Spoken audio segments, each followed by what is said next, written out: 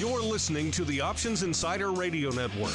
For more quality options programs, visit www.theoptionsinsider.com or search for Options Insider Radio Network in your podcast provider of choice. Listeners can also access all of our programming through our mobile app, available in iTunes and on Google Play.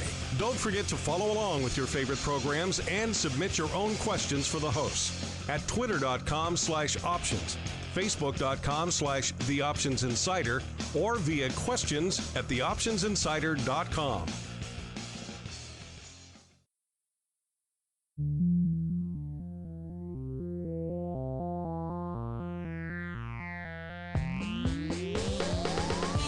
Join us now for the expert source for inside information on the options markets.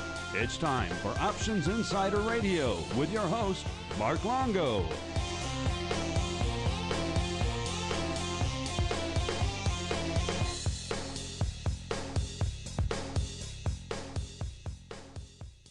Welcome back to Options Insider Radio, the interview program here on the old network where we welcome on guests from throughout the world of options and derivatives and proceed to pick their brains for the benefit of you, the listener. My name is Mark Longo from the optionsinsider.com, as well as, of course, from the ever-exciting, at least we hope so, Options Insider Radio Network. If we sound a little bit different, it's because we're coming to you not from our studio in Chicago, but indeed from sunny Florida, where we're beaming to you from the Options Industry Conference, a fun event.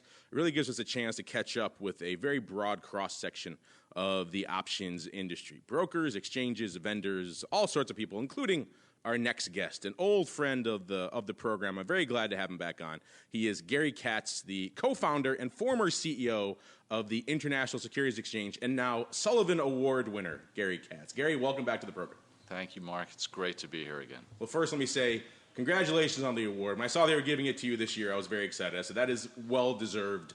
So congratulations. I'm sure it was very exciting. It's a wonderful honor, and when I look at the 15 people that received it beforehand, I have to say I'm humbled.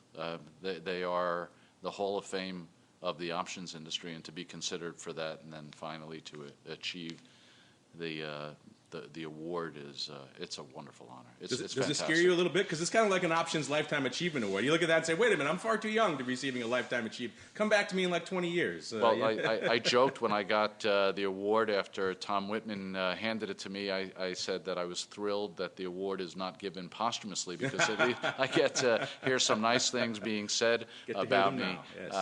And you know, honestly, I think most of the people who got it were still actively involved when they received the award. So it was nice to have the opportunity to come back, see a lot of old friends, see what's going on in the industry and the topics that are being discussed. And you know, as much as time has gone by, many of these topics are still the same. I was going to say, some of it's new, some of it has been going on for a long time. But of course, for those of you who aren't aware, of course, you co-founded the ISE. One of the truly disruptive, a lot of organizations claim to be disruptive. You guys were truly disruptive. I remember when you launched, and I was standing in the SIBO, and I was shaking my fist at you. That you were truly a disruptive entity out there, truly bringing electronification to the options market, something that clearly has taken root since then. Of course, eventually selling first to Eurex, and then of course to Nasdaq ultimately, where they have a 6 exchange group now over there. Quite the legacy under their belt. But so it's been a great run for you guys, and again, well deserved on the award. But I'm curious to you. You haven't been at this conference for a few years. What is it like coming back for the? I mean, some of it, you're right, is new, but a lot of we're talking about a lot of the same stuff that you and I used to talk about, Gary, 3, 4, 5 years ago in here. Is it somehow feel like you're in a time loop? Well, it shows how difficult some of these policy issues are to get implemented, especially when you involve regulators and Congress and tax changes and capital requirements. These are all very large and impactful changes, and obviously you see in the time that it takes to get things done that they're complicated, and people want to analyze them, maybe analyze them to death, but they still want to analyze them and make sure that they're not making any mistakes. So I did find that it's nice to see a next generation of players coming in, whether it's vendors that are using new technologies, or it's market makers that are trying to compete. There are new people here, and that's nice. That's what brings a fresh perspective to an industry. But we're up to, I think now we're 15 options. It will soon be 16. In the article that announced the Sullivan Award, it talked about at the end of my career that the electronic trading had replaced all the trading floors, but this was a conference where they talked about a new trading floor opening up by box. So it just shows you that everybody's looking for an opportunity to differentiate themselves and provide the customer a different experience. But I kept thinking while they were saying that, it's like my father telling me, we used to have flare jeans too one day. This is not new. So it all comes around. Do you still keep tabs on the industry, or is it, I'm out, I'm done, I'm washing my hands of that, I can't watch it anymore? No, 32 years, it's a part of me. It's in my bloodstream. I enjoy reading about it, talking to people about it, and I'm just not actively consulting or working in the industry. I'm doing other things. And I'm sure you keep an eye on ISE, even though it is part of Nasdaq now. It is your baby. It's kind of hard to wash your hands of that completely. What do you think of? It's only been a short time, but what do you think of Nasdaq's stewardship of your baby so far? Well, there are two levels to this. One is the employees from ISE, and that's far more meaningful to me than the brand name ISE and the exchanges themselves. The employees, the ones that stayed at Nasdaq, I've talked to a number of them, and they're very, very happy with what they're doing and the opportunities that they've been given. And on a positive note, the people that left when the transaction took place, or over time as we moved into Nasdaq completely, they found jobs and new opportunities, and we all joke around that there is life after ISE. I think the challenge for many of them as they went into large companies was what a different culture, the difference between being able to... a little more streamlined. Right, or to walk into the CEO's office and catch up or talk about family and things like that. That's not going to be in a 30,000 Doesn't happen at person Nasdaq firm. on a daily basis, Gary? I think Adina is busy. Yes. But they've done a great job with the integration. They set very aggressive, benchmarks for how quickly they wanted to move the technology platform over onto their iNet platform, and they did it. So I'm thrilled with how that worked out, and I'm happy that they're pleased that the transaction worked well, because as you know, when it's a win-win transaction, the buyer and the seller are happy with the end result. I think that's the best for everybody. Can't ask for more. I mentioned some of the topics are old, some of the topics are new at this conference. We always used to talk about liquidity, on shows like this, and it would kind of be a little bit of an undercurrent at events like this for many years, but it seems to really have bubbled to the surface dramatically this year. It's even getting a lot of popular mainstream coverage of this issue of options liquidity. What are your thoughts about these kind of growing concerns that outside of, the top 15 to 20 names, things kind of fall off somewhat precipitously? And now that you have a little bit of an outside perspective on the industry looking in, what do you think we could do to really kind of maybe reverse that trend? Well, not only has that always been a discussion topic, but Henry Schwartz, when he introduced some of the data at the beginning of this conference, really brought that to light when you focus on, the top 3 products being 80% of the volume. Even I looked up sharply at that point. It's a little, more than a little alarming. That's not the normal 80-20 rule. That's the 80% 3.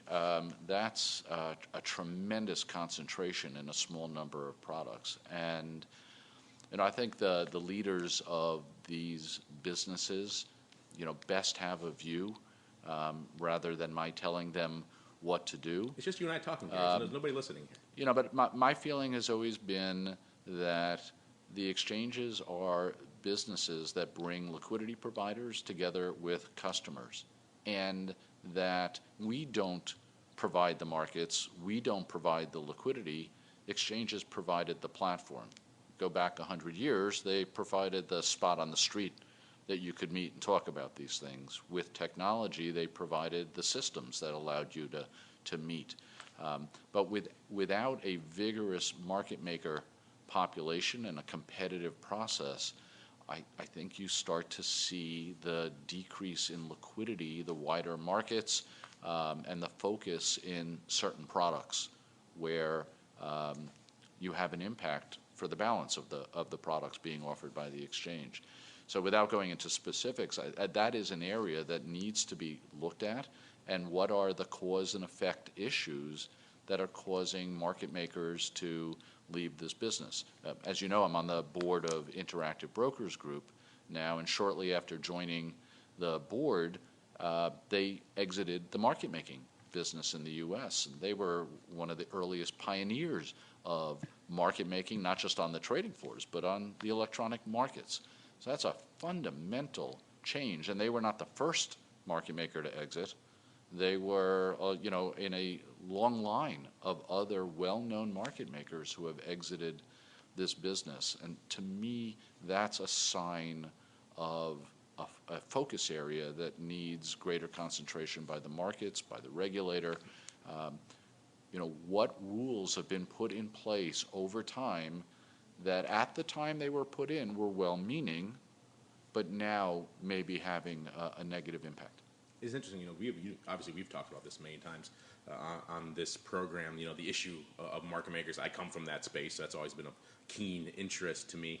And it does seem like finally, for whatever reason, maybe it's the liquidity being brought to life, it does seem like finally there does seem like a bit of a call to action in the industry. I had the chairman of the OCC in here recently, and he was saying they're looking at finally maybe thinking about doing some sort of strike or quote mitigation to try to help the market makers. A lot of the exchanges are saying similar things.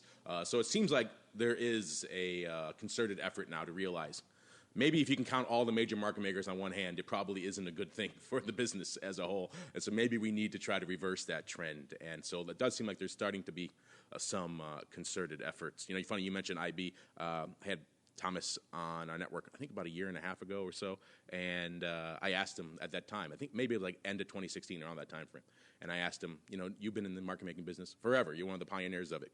I said, knowing what you knew at that time, end of 2016, would you get into this business new, afresh today? And he just laughed for about a minute in that thick Hungarian accent, and he said, oh God, no, it's a terrible business. Once I heard that, I said, okay, the Timber Hill division is not long for this world. So that didn't surprise me. But yeah, you're right. It's if even a pioneer of the space can't find a way to make it work, then I think perhaps we need to look at that again. So yeah, you're right. Hopefully it seems like there is some collective call to action. Hopefully that will, maybe next time we gather together at this conference, there'll be more than one hand's worth of major market makers out there that we could talk to. But enough about options industry stuff, Gary. I'm dragging you down old roads. Let's talk about new roads. What have you been up to since the last time you and I sat down and chatted? So as I mentioned, I joined the Interactive Brokers Group board, and that's been really very interesting. I'm on the finance committee, so I get to be part of a public company and really give back to not just the company but the shareholders, and I'm enjoying myself, and it's an opportunity to stay rooted in the financial industry, which is something that's near and dear to my heart.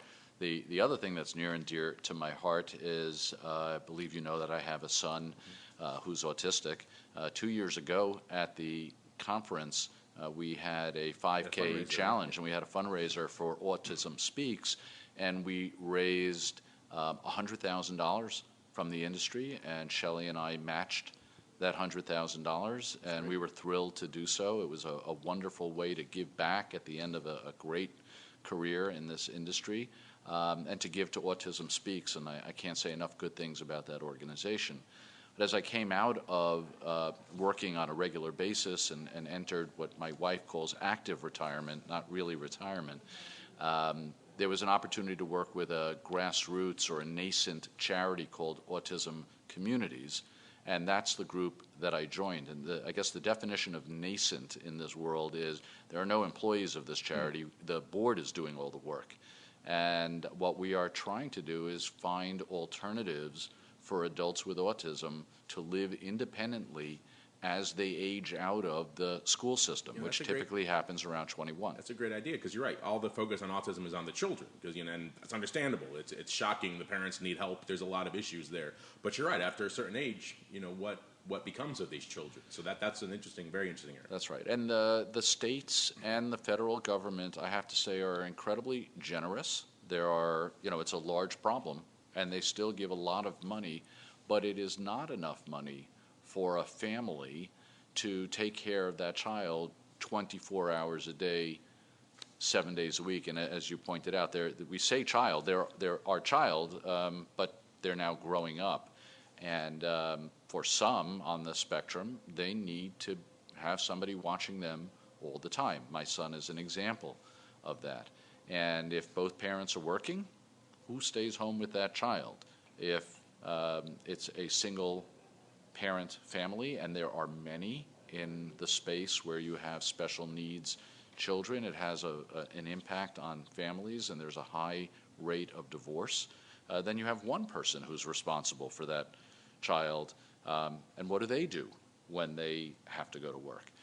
So with all the funding that the government gives, there's still this hole to take care of your child continuously. And then, of course, the greatest fear that every parent has is that you're getting older. And autistic adults don't have a different life mortality than a typical adult.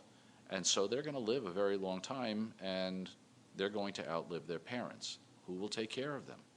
And if at that point you then go into a group home because the parents have passed away, then you're kind of just shoved into wherever the latest opening is. And that may not be the best thing for that child.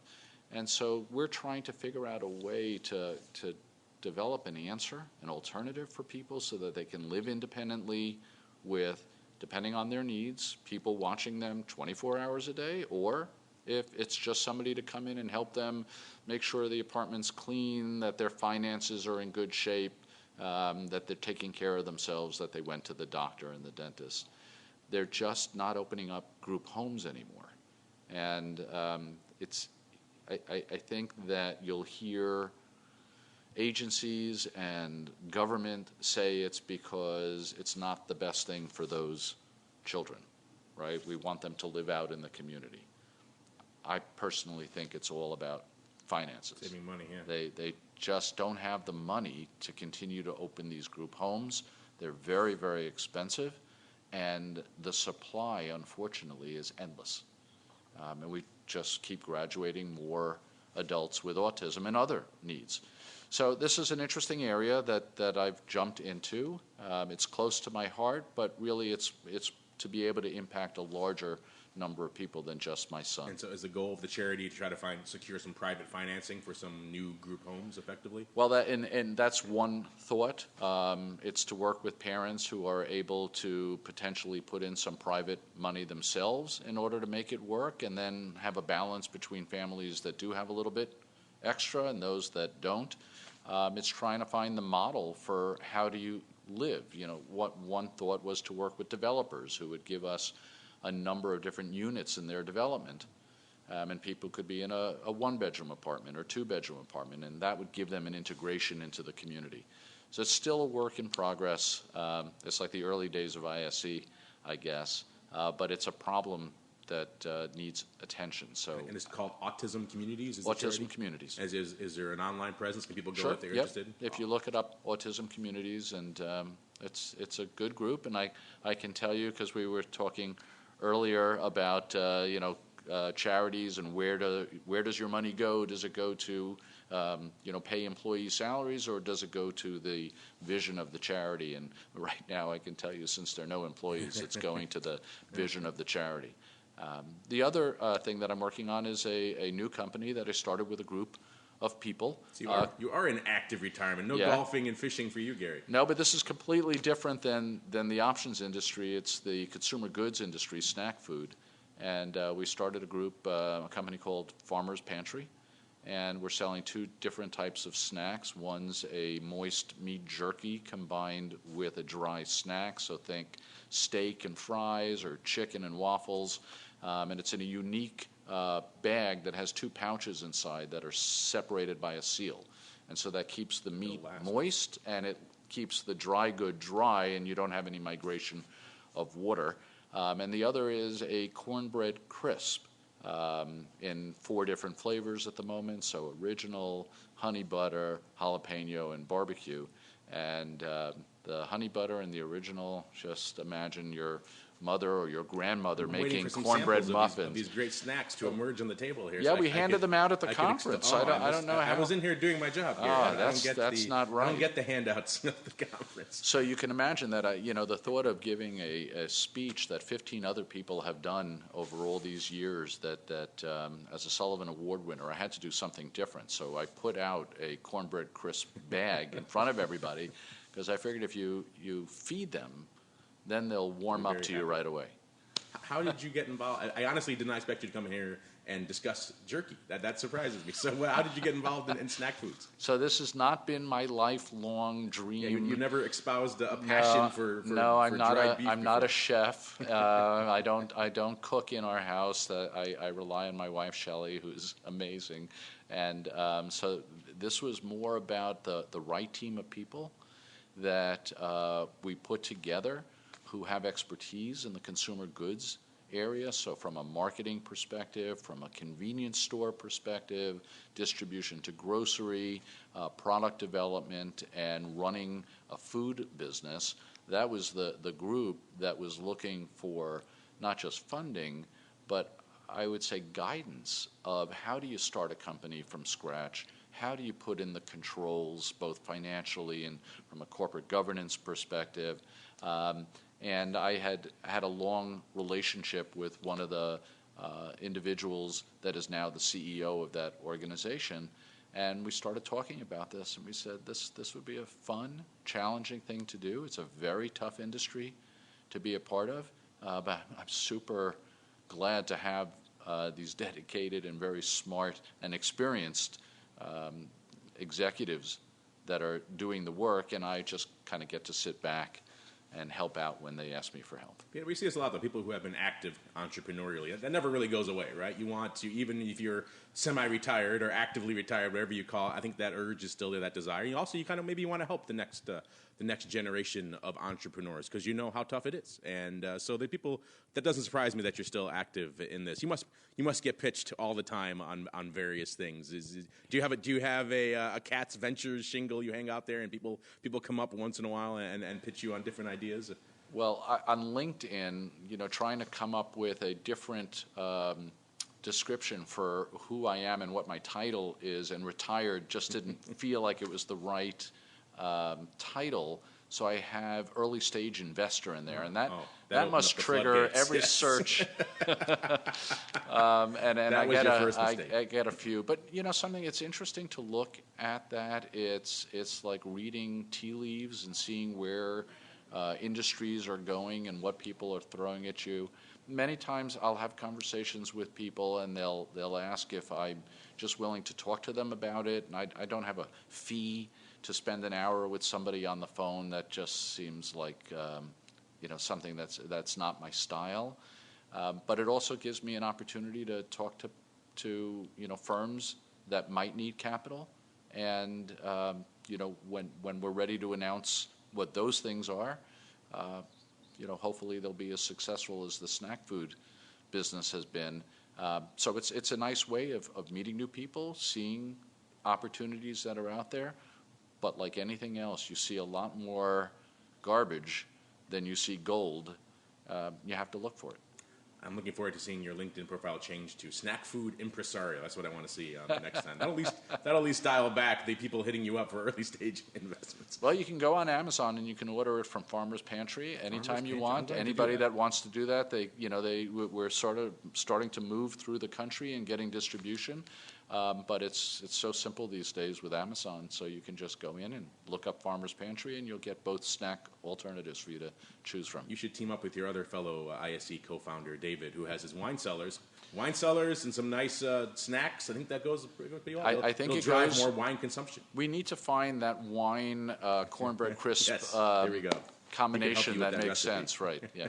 Well, Gary, I said I'm really glad to have a chance to catch up with you. I commend you again on the award. It's very well deserved. And I'm glad to hear you have some other interesting things going on. Particularly, it was autismcommunities.com. That's where people can go for that. Yep, that's not the address because there's been a name change. Okay. But if you go on Google and just look up Autism autism communities, you'll find it. Well, perfect. Good luck with that. That's a fantastic project. If there's any way we could help here at the Insider with, we have a very specific reach, but it's a decent one, and they're a pretty motivated and valuable audience out there. So if there's any way we can help with that, we're happy to do it. And good luck also with your growing snack food impresario business. I'm looking forward to seeing more about that, and hopefully we'll have a chance to see you again, maybe outside the friendly confines of the OIC conference, and have a chance to catch up with you again. Great. Thank you very much, Mark. Thank you.